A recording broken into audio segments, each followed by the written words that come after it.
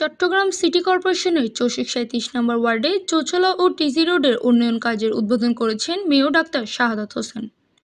শনিবার 25শে মে অনুষ্ঠিত উদ্বোধনী অনুষ্ঠানে তিনি বলেন, এই উন্নয়ন কাজের মাধ্যমে এলাকাবাসীরা দীর্ঘদিন দুর্ভোগ লাঘব হবে।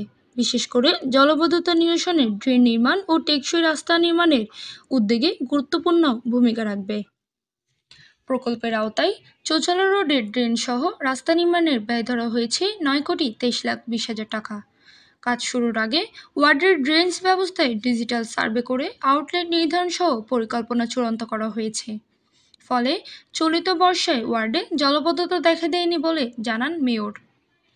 তিনি আরও বলেন, চট্টগ্রামকে আধুনিক বাসযোগ্য ও জলাবদ্ধতা মুক্ত শহরে রূপান্তরের লক্ষ্যে ওয়ার্ড ভিত্তিক টেকসই উন্নয়ন কাজ বাস্তবায়ন করা হচ্ছে।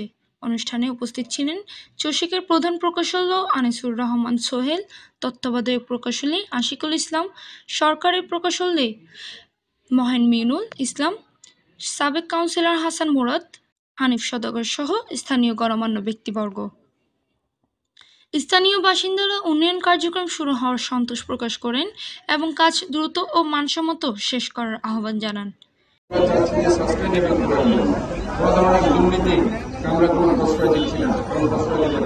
আমি এলাকাবাসীকে এই জন্য বলতে চাই, আপনারা রাস্তাঘাটের যখন কাজ করবেন 37 ওয়ার্ডের